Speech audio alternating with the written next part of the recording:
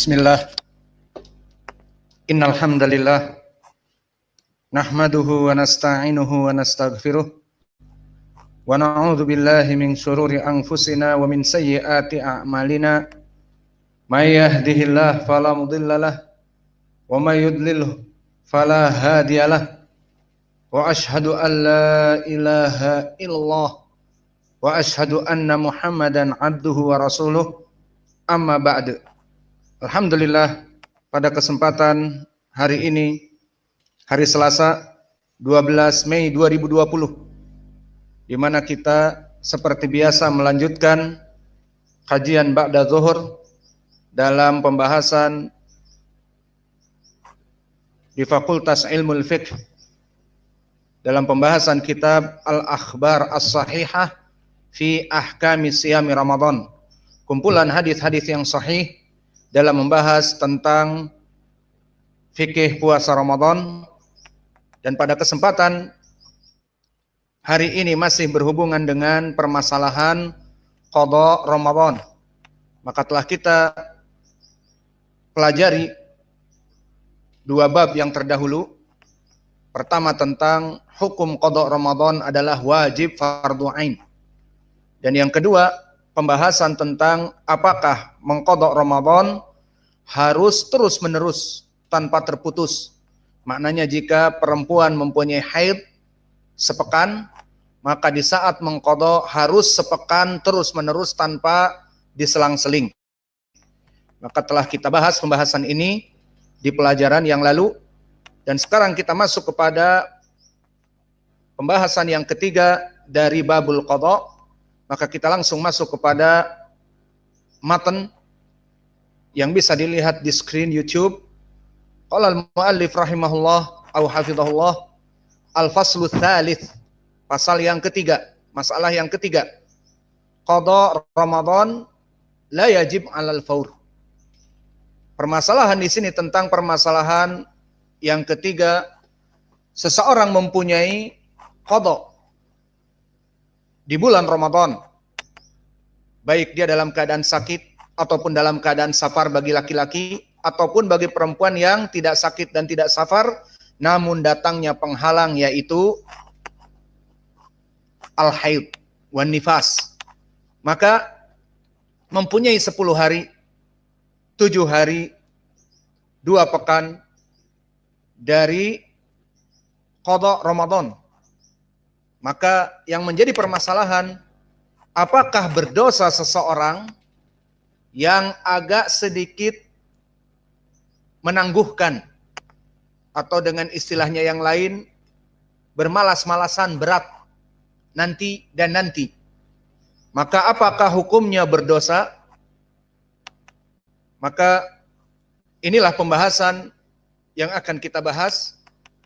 Maka ketahuilah ya ibadallah, dari pertanyaan yang kami lontarkan tadi, di mana orang ini bermalas-malasan, maka orang-orang yang menangguhkan dari pembayaran qada terbagi menjadi 2 tipe. Ada yang menangguhkannya dari setelah selesai Ramadan, maka masuk Syawal, masuk Dzulqa'dah, Dzulhijjah, Muharram dan yang lainnya sampai kepada Rajab dan Sya'ban. Maka mereka mengatakan, gampang nanti. Aduh sekarang lagi sibuk, nanti saja dan sebagainya. Maka jika ucapan dia nanti dengan catatan notabene belum masuk kepada Ramadan yang kedua, maka ini perkara yang tidak apa-apa. Ini perkara yang pertama. Adapun perkara yang kedua, jika dia bermalas-malasan dan bilang nanti, dan dia mempunyai utang sekitar sepekan, tidaklah dia kecuali masuk kepadanya Sya'ban dan dikatakan nanti di pertengahan Sya'ban. Masuk pertengahan Sya'ban lupa, masgul, sibuk, apalagi ada misalnya sakit dan sebagainya. Akhirnya masuk kepada penghujung Sya'ban, tinggal 4 hari lagi dan dia belum membayar sepekan. Maka perkara malas-malas di sini yang masuk kepada keburukan di dalam syariah. Dan ini insya Allah akan kita bahas. Maka dari dua permasalahan di sini, yang zahir, permasalahan kita sekarang adalah qada Ramadan la yajib alal faur, maknanya bahwa pengqadaan Ramadan tidak kewajibannya itu harus dibayar secara langsung. Masuk ke Sya'ban harus dibayar di Sya'ban. Afwan, harus dibayar di Syawal. Masuk kepada Dzulqa'dah harus lunas di bulan Dzulqa'dah.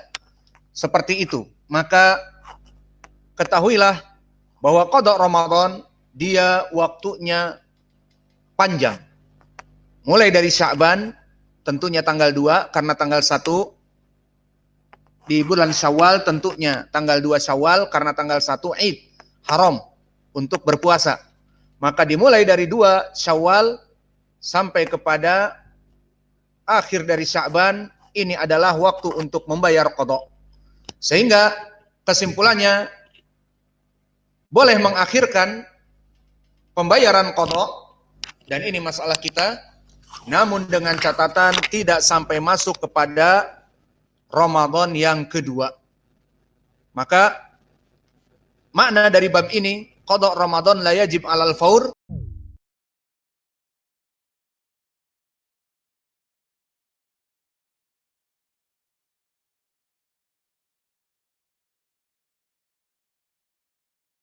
ada fi awal awqatil imkan bil haitsu yalhiquhu adzam bi ta'khir anhu.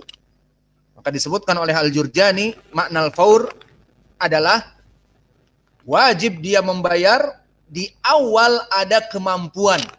Maknanya masuk kepada Syawal, dan di Syawal itu 1 bulan.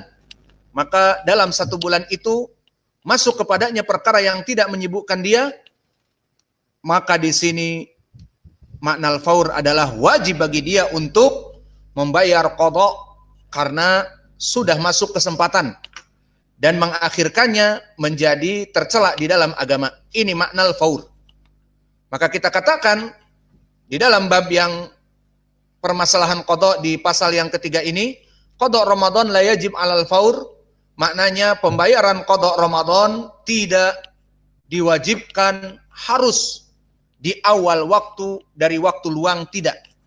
Tetapi apa? Alat tarahi. Apa makna tarahi? Wajib membayarnya dengan waktu yang luas. Masih ada waktu sekitar 11 bulan, 12 bulan, dan sebagainya. Maka ini yang diinginkan dengan permasalahan pasal yang ketiga, bahwa kewajiban qada Ramadan tidak dalam perkara al-faur. Dan makna al-faur kami sebutkan tadi, wujubul ada fi awali awqatil imkan bihaitsu yalhaquhu adzam bi ta'khir anhu. Maknanya makna al-faur adalah kewajiban yang harus dibayar di saat mulai ada waktu luang dan mendapatkan dosa bagi yang mengakhirkannya, di mana dia mempunyai waktu luang dan diakhirkan. Maka kesimpulannya bahwa qada Ramadan tidak alal faur, tetapi dia alat tarahi. Lalu mana dalil alat tarahi? Makna alat tarahi, waktunya itu luas dan bisa dibayar dalam keadaan dicicil. Lalu mana pendalilannya? Hadis Aisyah. Yang mana hadis Aisyah di sini? Hadis yang muttafaqun alaih. An Aisyah radhiyallahu anha qalat kana yakunu alayya as-saumu min Ramadan. Maka dulu alayya, wajib bagiku dari utang puasa Ramadan, fama astati'u an aqdiyahu ila fi Sya'ban. Maka aku tidak mampu untuk membayarnya kecuali di bulan Sya'ban.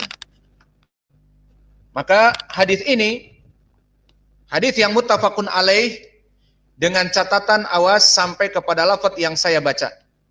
Kana yakunu alayya as-saum min Ramadan fama astati'u an aqdiyahu ila fi Sya'ban. Bahwa dulu aku mempunyai hutang kewajiban Ramadan yang belum aku bayar dan aku tidak mampu untuk membayarnya kecuali di bulan Sya'ban. Tidak mampu membayar di bulan Syawal, Dzulqa'dah, Dzulhijjah, Muharram dan seterusnya dan Rajab bahkan kecuali di bulan Sya'ban. Ini ucapan Aisyah radhiyallahu anha. Maka di dalam hadis ini banyak sekali faidah yang bisa kita ambil. Pertama, kalimat alayya. Maka ini telah kita bahas di pelajaran yang lampau bahwa kalimat ala yufidu bihi al-wujub. Kalimat ala yufidu bihi al-wujub. Seperti di permasalahan sekarang. Disebutkan kana yakunu alayya, bahwa telah pernah padaku ada kewajiban bagiku dari puasa. Apalagi didukung dengan lafaz min Ramadan. Maka puasa Ramadan wajib, maka kalimat alayya wajib atasku puasa Ramadan. Maka ini pendalilan tentang lafaz ala yufidul wujub, seperti ucapan Allah Jalla wa Ala, walillahi 'alan nas hijjul bait man istata'a ilaihi sabila di Al-Imran. Ini menjadi pendalilan tentang wajibnya melaksanakan haji dan umrah karena disebutkan walillahi 'alan nas, wajib atas manusia. Maka ini makna dari 'alan nas, wajib bagi manusia, menjadi pendalilan tentang permasalahan ala yufidu al-wujub. Dan di sini faidah yang kedua, lafaz yang sahih adalah lafaz sampai kepada dan aku tidak mampu membayarnya illa fi Sya'ban. Ini yang lafaz sahih. Adapun lafaz yang setelahnya yang dinukil penulis di dalam matan, asy-syughlu min Rasulillahi sallallahu alaihi wa ala alihi wasallam au bi Rasulillahi sallallahu alaihi wa alihi wasallam, yang maknanya karena disibukkan mengurus Nabi Muhammad sallallahu alaihi wa ala alihi wasallam, maka lafaz ini mu'al, maknanya berpenyakit.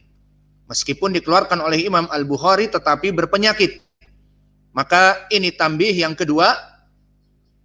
Adapun penjelasan dia berpenyakit, insya Allah nanti akan kita bahas karena telah ada yang menanyakannya, insya Allah di soal jawab. Maka inilah dari dua faidah. Dan faidah yang ketiga, jawaz ta'khiril qada wa adamil faur.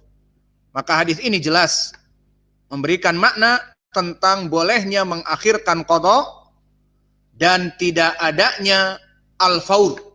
Seperti kami sebutkan, al-faur itu adalah kewajiban membayar di awal waktu yang mampu dan jika mengakhirkannya dia berdosa. Maka kewajiban membayar qada ala tarahi, dalam keadaan waktunya luas, tidak dalam keadaan al-faur yang jika diakhirkan berdosa. Maka ini faidah yang ketiga.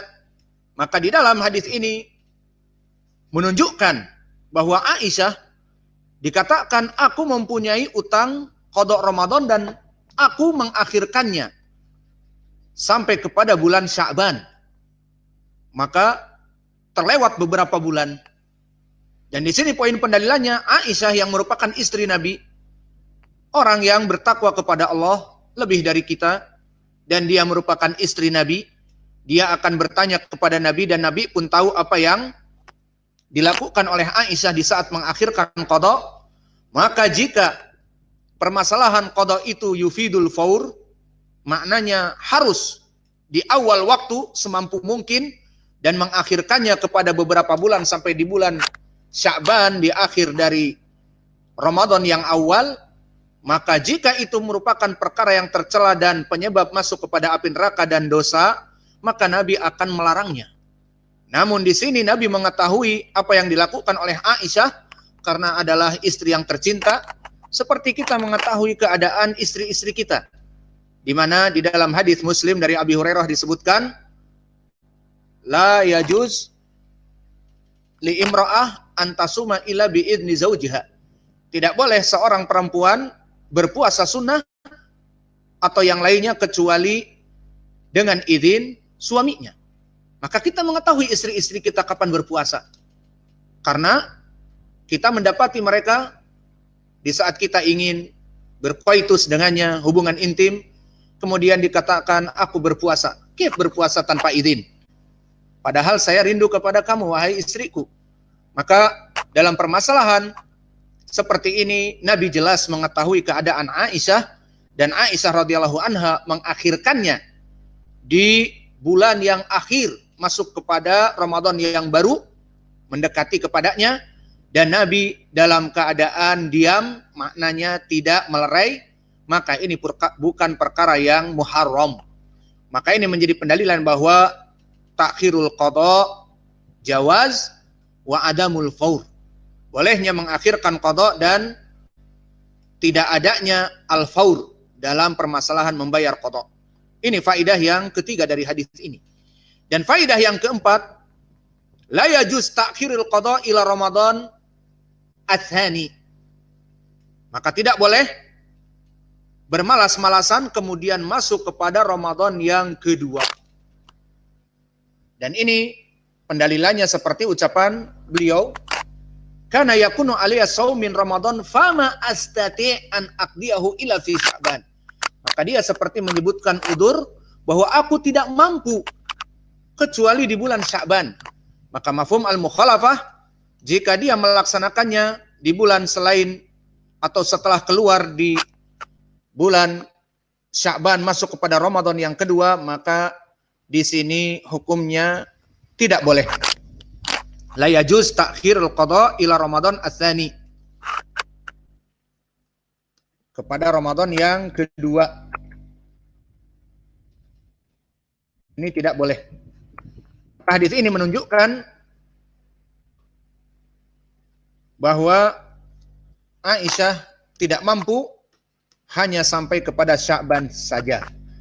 Tidak terus menunggak masuk kepada Ramadan yang kedua. Lalu pembahasan kita di sini adalah menafikan kewajiban secara al-faur. Namun jika ditanyakan kepada kita, oke, permasalahan puasa itu tidak wajibnya secara al-faur sehingga tidak berdosa orang yang mengakhirkannya. Namun mana yang lebih baik? Mengakhirkan ataupun membayar di awal waktu jika dia mampu? Maka jawabnya dengan pertanyaan seperti ini jelas. Qada di awal waktu itu lebih baik dan lebih selamat. Karena dia tidak mengetahui sampai kapan ajalnya.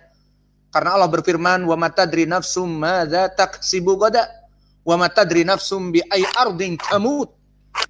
Maknanya bahwa tidak ada manusia yang mengetahui apa yang akan terjadi di esok hari. Dan tidak ada manusia yang mengetahui kapan dia akan meninggal dan di mana dia akan dikebumikan.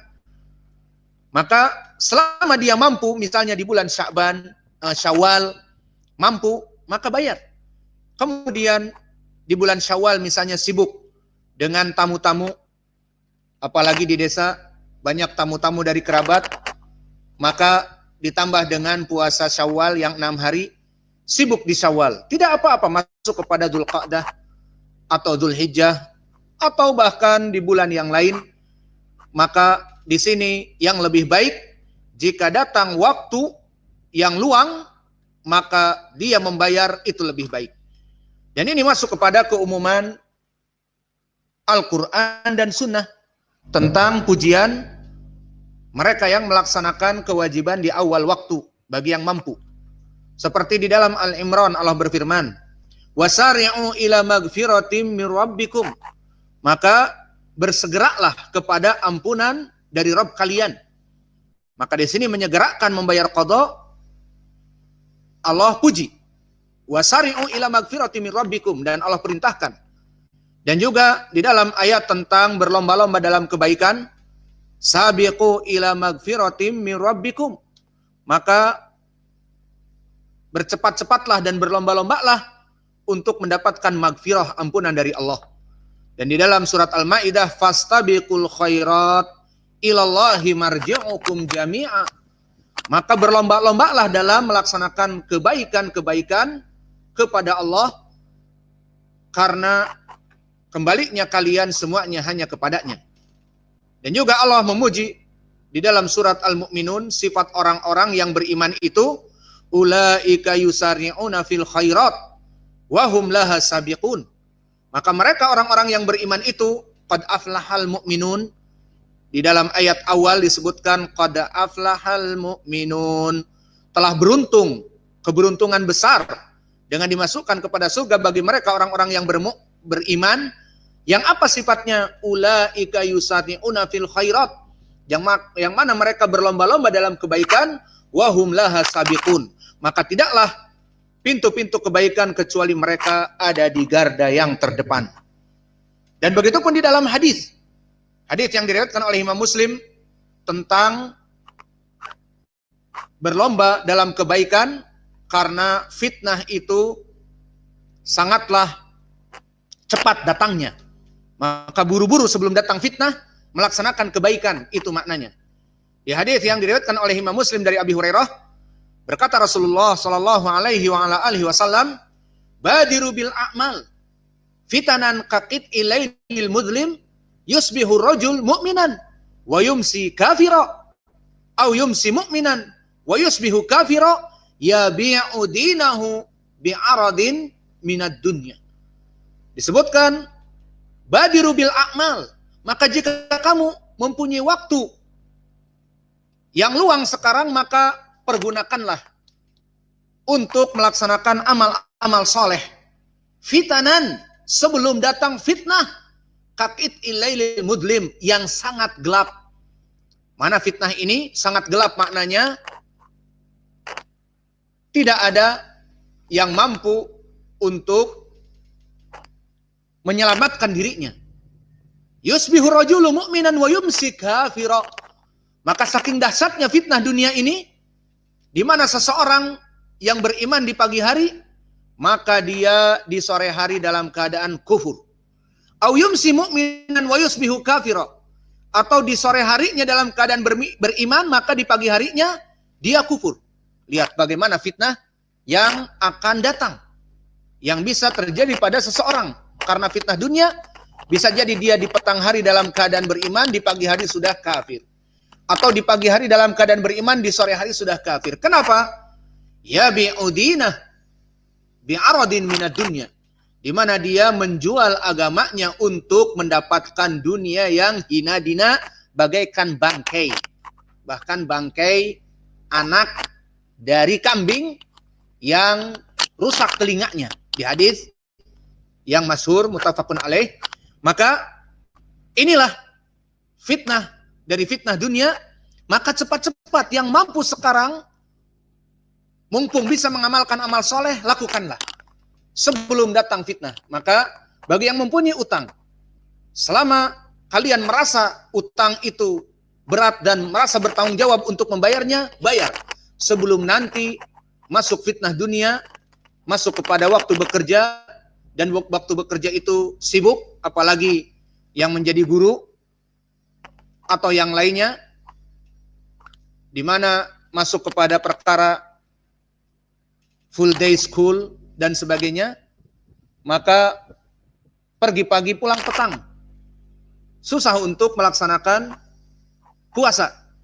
Maka lebih baik jika dibayarnya di awal waktu, maka lebih tenang. Maka berkata Imam An-Nawawi, makna hadis badiru bil a'mal adalah al-hath alal mubadarah ilal a'mal as-salihah qabla an ta'adzaraha wal istighal anha.